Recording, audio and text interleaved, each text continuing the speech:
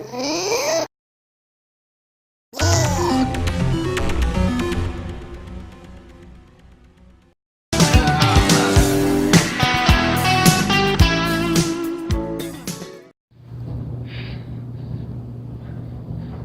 am I? Where am I? Is anyone else there? Hey! Is anyone else out there?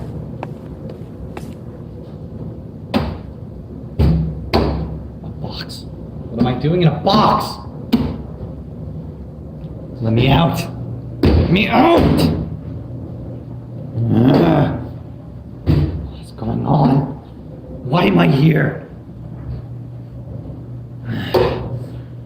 What the hell? Well, I guess this is what happens when you take Advil from an insane guy with glasses. Great. Hello everyone and welcome to the first episode of Rage Crafters. Basically what you're in for is bias, if I'm honest, but there should be something interesting along the way, and these varying reviews should give some kind of impression about whatever game is involved overall. And if you should decide to try anything, then good on you, but please do take everything said here with a grain of salt. Maybe a bit boring at times. Ah, what a lovely view. This place makes me want to...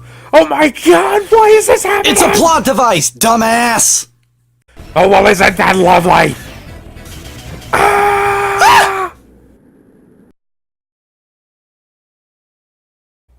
Hello everyone and welcome to Mega Man ZX, a side-scrolling shooter from the, well, Mega Man franchise. The continuation of the mighty Blue Bomber's exploits, and a series that Capcom has kinda let down in recent years. In this game, you save the world, question mark? To be frank, you go on a quest to stop the evil guy. It isn't necessarily that deep, but the characters themselves make the game feel a little more real and compelling than the standard, oh well, Wily's at it again, from the original Mega Man games. You do fight the baddies, and you do steal their power, but in this case, the translation of abilities is a little different than your typical Mega Man game, giving an extra new set of abilities and, oddly enough, elemental weaknesses. Also being able to hot swap them on the fly, as is typical in these games. The one thing longtime fans might notice is that these forms are directly related to the four sages from the Mega Man Zero series, giving their powers over to you, alongside X and Copy Zero. As well as a little somebody else waiting at the end of the game. Now in the end, this game is pixelated, which is different to everyone that looks at it. You might like it, your mom might not. And if your mom doesn't like it, she's probably wondering when Mario, Sonic, Pikachu, or Pac-Man got an arm cannon. At least that's what my mom thought. But in the end, I have to say, they're pretty nice. The parallax scroll in levels is comforting and all, but in the end, the graphics are smooth and concise, sticking to the theme of wherever you are faithfully without being boring. Environments are great, but there's more than that in the game, obviously. Let's talk about enemies here. Each area has its own unique set of baddies, staying with a theme, and are smoothly enough animated to not look awkward to the player. Oddly enough, they seem to be packed chock full of dynamite. Every one! This shit is like a Michael Bay film, but not burning garbage. Every explosion feels earned, and it's never overused. Nothing goes boom for no reason, and if you hit it with a melee weapon, it just slices the enemy in half. Which is also kick-ass, because it's so detailed that words just can't even really describe it. You slice them, boom. And it's amazing. It really is. Actually, he's right. Even most of the bosses have a slice animation if you defeat them with a saber or throwing star. One other thing that is of note is the player itself. The player character is very smooth, just like the enemies and the attacks. Oh, they look great. And they feel solid, just like they should, without too much lag or overlapping material from other sprites. When it comes down to design, I'm going to restrain myself. In the end, this game's design is more along the lines of my taste, so I can't really tell you it's good or bad. It has its own aesthetic that I enjoy, and I can understand that not everybody would feel it's as right as I do. I.e. people who suck at Mega Man or think these kind of games are for kids. Or the endless supply of 12-year-olds lining up for the next Call of Duty. Everyone else would probably love this game. Hey, wait a second, dude. I can't say I'm all that great at Mega Man. I'm actually pretty bad myself. You beat the game. We couldn't review this otherwise. It may have taken you a week to beat Serpent, but hey, you got it done. Let us all mourn the alternate timelines where Vent and Ale lost. A moment of silence, please. please. This is another one that's pretty hard to peg from person to person, simply due to taste. But personally, the music in this game is damn good. Not every track is spot on, but none of it is overlapping or redundant. Each area is unique, and oftentimes, in my opinion, fits the area it's put to. Admittedly, Area A's theme doesn't really fit on its own, so I have to signal it out, but honestly, it's one of the best opening things in a game I have ever heard. I don't even have any sarcastic remark for this. Every track works, excluding Area A, and possibly the save room theme, which is annoying and repetitive. My personal favorite track is Pallatimor's, the final boss theme.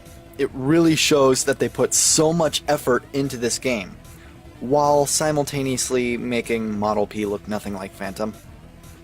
At all.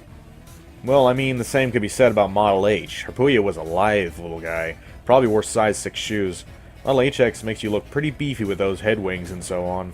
Yeah, but Model H actually looked like Harpuya. Ninja not purple, ninja white.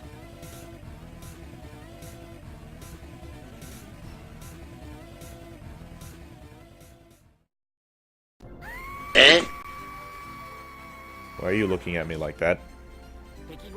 Dustin, stop it, you're scaring me.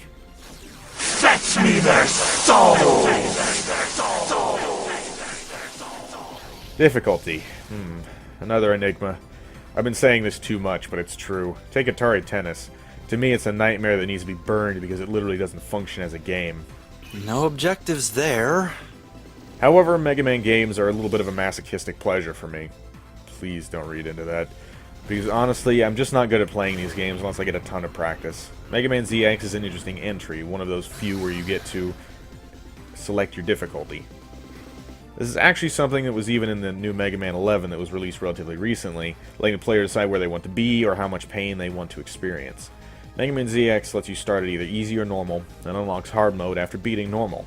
Honestly, I've never done it, but I think beating hard mode unlocks something along the lines of Ultra Insanity mode. Honestly, Google doesn't really support you much there. All the results are for ZX Advent.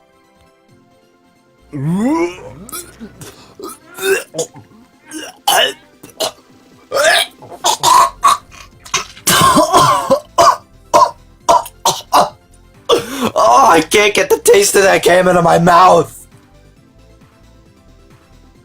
In the end, I already touched on this pretty well. The story is simple.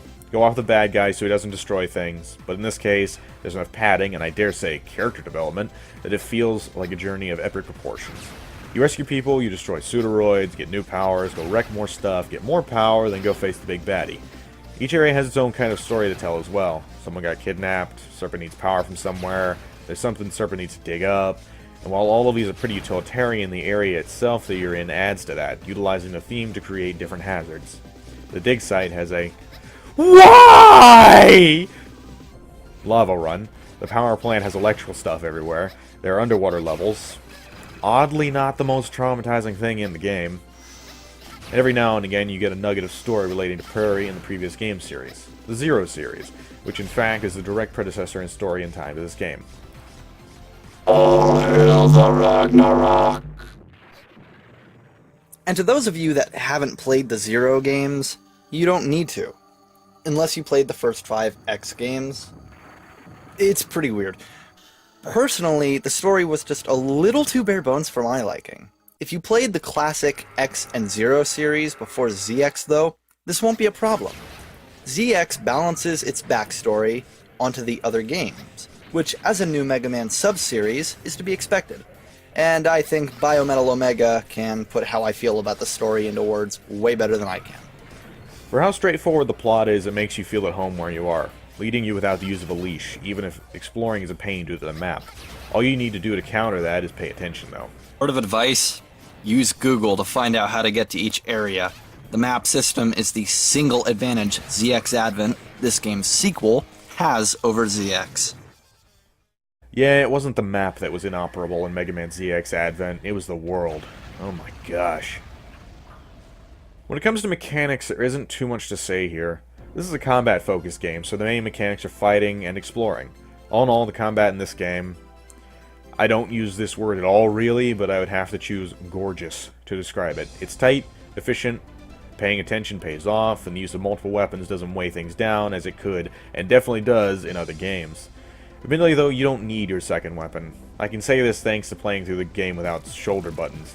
If anyone out there knows what I'm talking about, they know the pain of a slightly janky DS. For those of you who don't, let me lay it out. Without shoulder buttons, there are three main functions you can't do at all. First is dash. It's interesting being your slow self in battle, but it's doable, and the second is the use of a secondary weapon, which I mentioned before. But the third is that you can't change menu pages in the start screen. That last one is the most crippling, frankly, and to all of you thinking just remap the controls, you can't without the shoulder buttons. That's in the start menu, on a different page than the default, and you change pages with L and R. Thanks for that, Capcom and Nintendo. Okay, maybe that's somewhat of an exaggeration. You can dash by double tapping the D-pad, but I dare you to try that in the middle of a boss battle and not get winged by something flying past. Not the most advisable thing to sacrifice already compromised mobility on an action that is most likely going to lag behind the window of opportunity you were aiming for. Without the dash, it's pretty similar to the classic series. Add that to having to use the pause menu to switch weapons, and it's very, very similar. Honestly, I can't say much else about Omega's other points. Every environment is well thought out, and different abilities can sometimes affect different environments. There's also a cool boss fight mechanic too, where if you hit the Pseudoroid's weak points, you damage the Biometal it holds, which forces you to repair them and upgrade their energy meters. It's an awesome, yet simple concept. The only other really prevalent mechanic is the exploration. This one is a little padded, admittedly, for gameplay time's sake, at least in my opinion, but if you just look around, you can guess where to go, so long as you remember door color. Also, there's a smart little thing where most second-round Pseudoroid areas are through a door that is literally in the previous area from the boss of the same color. I'm not joking at all. I never actually noticed that. What I did notice is the fact that Snake Eyes, the Slither Incorporated theme, uses the emotional theme from the opening scene as a motive. Last thing I suppose would be collectibles or replayability. In the end, the collectibles in this game aren't all that hard to grab so long as you can put the time in, and they aren't really fluff. They heal you, give you more health, and allow you to hold literal tanks of life juice. Except for something called data discs. A little way of giving information about enemies and NPCs in the game without bogging the game down with titanic amounts of exposition. This in itself can be an interesting pursuit, and some are held behind what I dare call puzzles, mainly in reference to the life up hidden in Hurricane's area at the least. This alone lends Mega Man ZX some replayability in my opinion, and I suppose the second character and extra difficulty levels, as well as mini-games, lend more to it as well. The main collectible that attracted me at the least is the spare biometals you can unlock. You start with straight up X, but to keep it you have to finish 2 normal mode saves, one with each character, and then it's just there permanently with its 2-tiered charge shot. The other, possibly my favorite, is OX. You defeat good old Omega from the Zero series and pick up a chunk of him in another room, and just so happen to be able to take that Fleeuve and turn it into your new best friend. Combat potential in that one is strong. I can personally say that playing the game to unlock the 2 spare biometals are fully worth it, especially for Model X. Model OX is undoubtedly more useful, but it just isn't Mega Man without running around in a blue suit, jumping and shooting. Admittedly, this doesn't really belong here, but it doesn't belong anywhere else, so I'm saying it anyway. When this game was released, a feature was added where you can pop a Zero Series cartridge into your DS Lite's GBA slot and unlock a boss in the remains area related to the game you loaded into the sucker.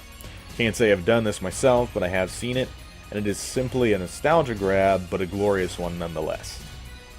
Lastly, screw the water area and remains leading Pandora. I know I said water levels weren't a nightmare earlier, but that is an abomination. In the end, I would have to give this game high marks simply because of how well put together it is. The mechanics and story meshing well enough to give the classic feel of, okay, I beat that green bird freak, now I can have an advantage over wannabe martial artist lion thing, leading from boss to boss, at least at first, giving a somewhat guided but not hand-holdy experience to the player, punctuated by story you can very easily skip if you damn well feel like it, or simply bask in the glory like a true geek. If there was one thing I would change about this game, that would be the map, I suppose. You don't need it. It's that simple. Paying attention to the area you're in is all you need to progress, and frankly, that's better because of the absolutely convoluted mess that it is. Want to go to Area B? You might think that you go to the end of or find some door in Area A at first, but frankly, the letter labels of the map in Mega Man ZX are absolutely unrelated to the progression through the game. And personally, I would have made that a simple hint to players on where to go next, even if this isn't all that crippling in the end. All in all, Mega Man ZX would easily get 8 out of 10 points. Personally, I'd change the map and the save stations. Not in the save function sense, but I'd personally rather have every Transerver have teleportation abilities. I'd rate this game around a 9 out of 10. It's that good.